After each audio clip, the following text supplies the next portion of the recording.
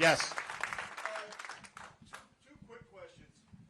When you get into office and win, which is positive on that, will you first get rid of all the poisonous executive orders and the tapioca pudding cups out of Biden's office? Absolutely. The second one is, I bought ammunition yesterday in the state of Iowa.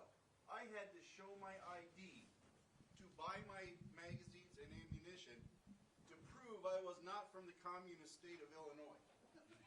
Hey, man, I'm from Illinois. Why? I don't understand. So Iowa doesn't want to sell to Illinois people? Yeah, Illinois has caused Iowa to ID people from Illinois to not sell. And so that there is a cancerous creep of anti-Second Amendment coming from Illinois into Iowa. And then if I cross the river with my self-defense, I and everybody here becomes an automatic felon and goes to prison. So a couple things on that. One, he talked about reversing Biden's executive orders. Yes, day one, gone in the trash can. Don't worry about that. And there are also things that he hasn't done yet or that he's trying to do that we're also going to deep six. For example, Biden wants to impose this World Health Organization lockdown treaty on the country. Now, in Florida, we saw this. We've already passed legislation that I signed saying we're not going to recognize any WHO treaty. But this is basically taking our sovereignty and turning it over to the WHO when it comes to these pandemics. And all the stuff that happened during COVID, nobody's been held accountable for it. I'm going to bring accountability to all these people because they harmed a lot of people, and we can't let this happen again. But WHO treaty, on day one, we will tear that up and we will throw that in the trash can. That'll be dead.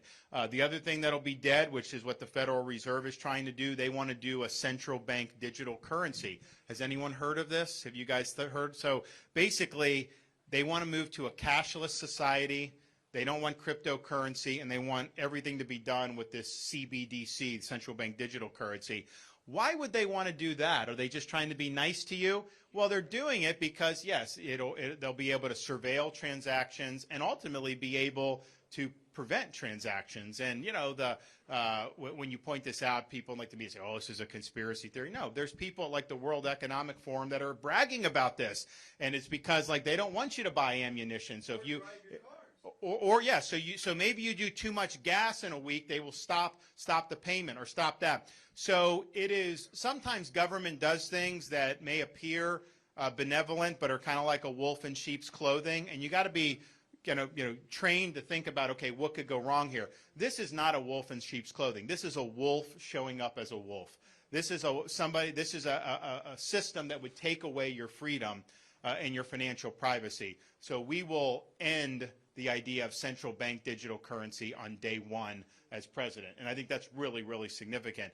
And Second Amendment, look, I'm the strongest Second Amendment candidate running. Donald Trump, he had to be reeled in from violating this. Actually, they did do it with the bump stock ban. That's been found to be unconstitutional.